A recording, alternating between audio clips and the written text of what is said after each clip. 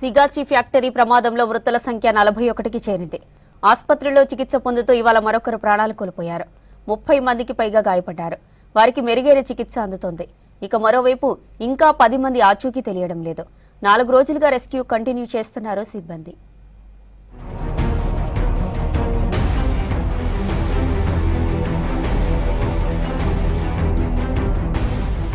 సంగారెడ్డి జిల్లా పాషమైలారంలోని సిగాచి ఫ్యాక్టరీలో ఇంకా శిథిలాల తొలగింపు కొనసాగుతోంది. ఇప్పటికీ 10 మంది కార్మికుల ఆచూకీ దొరకలేదు. తమ వారు ఎక్కడని మృతుల కుటుంబ సభ్యులు ఆందోళన చెందుతున్నారు. తమ వారి డెడ్ బాడీలను అప్పగించే వరకు ఇక్కడి నుంచి కదిలేది లేదని అంటున్నారు బాధిత కుటుంబ సభ్యులు. ప్రమాదం జరిగి 4 రోజులైనా శిథిలాలు తొలగించకపోవడం ఏంటని ప్రశ్నిస్తున్నారు.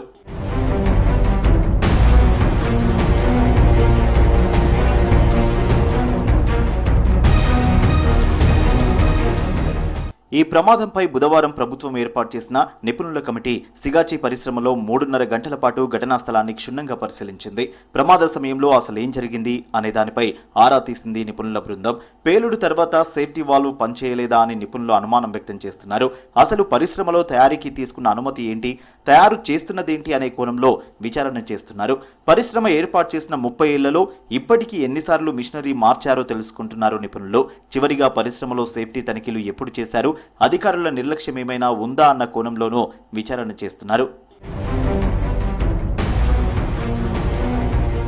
ఇవాళ మృతి చెందిన వారి ఫోటోలు బయటకు వచ్చాయి. ఈ ప్రమాదంలో ఇప్పటి వరకు 41 మంది కార్మికులు చనిపోయారు. మరో 30 మందికి పైగా గాయపడ్డారు.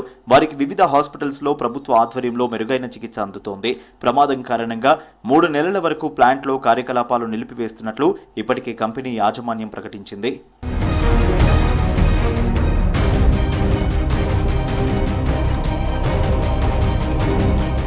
పాషమైలారం సిగాచి పరిశ్రమ పేలుడులో గాయపడి ధృవ హాస్పిటల్లో చికిత్స పొందుతున్నారు. బాధితుల్లో ఇవాళ మరొకరు చనిపోయారు. మిగిలిన వారిలో కొంతమంది పరిస్థితి విషమంగా ఉన్నట్లు బంధువులు చెబుతున్నారు. చికిత్స పొందుతున్న వారిలో రోజువారీ కూలీలు ఉన్నారు. ఆసుపత్రిలో చికిత్స పొందుతున్న బీహార్కు చెందిన కార్మికుడిని చూసేందుకు వచ్చిన అతని మామ అల్లుడి పరిస్థితి చూసి అస్వస్థతకు గురయ్యాడు. ఆయనకు 75,000 బిల్లు వేశారని బంధువులు ఆందోళన వ్యక్తం చేశారు. अचानक उनका तबीयत कल बिगड़ गया तो 3 बजे भोर में हम लोग यहाँ पर भर्ती कराए तो यहाँ पर भर्ती कराए तो 70,000 से ऊपर रुपया हमारा खर्चा हो गया इनसे। हॉस्पिटल वाले कितना बिल? 70,000 से ऊपर ये तो बिल है हमारा। बिल है? बताओ ना बिल। तो आप लोग लेते जाइए सर, इसको ये देखिए सर 45 ये सब बिल है, ये सब बिल है, सब जोड़िए ना। సిఎస్ఐఆర్ సైంటిస్ట్ బి వెంకటేశ్వరరావు అధ్యక్షతన ప్రభుత్వం ఏర్పాటు చేసిన ఈ కమిటీలో సభ్యులుగా chief scientist T Pratap Kumar, retired scientist Suryanarayana, పూణేకి చెందిన భద్రతాధికారి సంతోష్ గుగే ఉన్నారు. ఘటనా స్థలంలో ఇవాళ సమగ్రంగా ఎంక్వైరీ చేశారు.